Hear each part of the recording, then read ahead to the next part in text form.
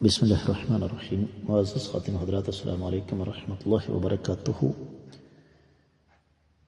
شراب کی حرمت یا شراب سے منع کرنے کا بنیادی سبب کیا ہے؟ یہ ہے آج کی حدیث کے سبق کا موضوع۔ مشکوٰۃ المصابیح کتاب الحدود، باب ہے شراب اور شراب پینے والوں کی مذمت کے حوالے سے 3637ویں حدیث کتاب میں ہر چوتھی باب میں ہے۔ حدیث مبارکہ کے الفاظ: وعن عائشہ رضی اللہ تعالی عنہ قالت سئل رسول اللہ صلی اللہ علیہ وسلم عن البتع وهو نبیذ العسل فقال كل شراب اسکر فهو حرام، متفق علیہ۔ آپ نے سماعت فرمایا کہ یہ حدیث صحیح بخاری اور صحیح مسلم میں ہے، اور آپ کے علم میں یہ بات ہونی چاہیے کہ صحیح بخاری اور صحیح مسلم کی تمام احادیث صحیح ہیں۔ صحیح بخاری میں یہ کتاب الاشربہ ہے، چوتھا باب ہے کہ شہد کی شراب جسے بتع کہتے ہیں اس کے بارے میں، اور صحیح بخاری میں یہ روایت ہمیں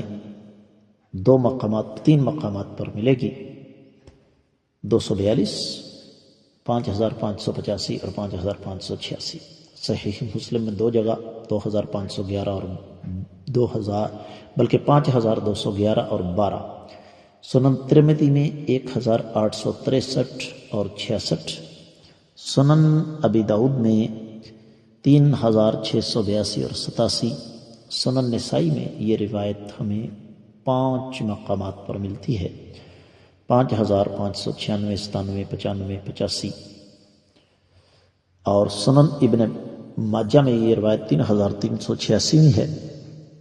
موطا امام مالک میں یہ 392 ہے، اور مسند الحمیدی میں 283 ہے۔ حدیث کی سند پر کسی قسم کا کوئی اعتراض نہیں کیا جا سکتا۔ حدیث کے ترجمے کی طرف بڑھتے ہیں کہ سیدہ عائشہ رضی اللہ تعالیٰ عنہ سے روایت ہے کہ آقا علیہ السلام سے شہد کی نبیذ کے بارے میں دریافت کیا گیا تو آپ نے فرمایا ہر نشہ آور مشروب حرام ہے۔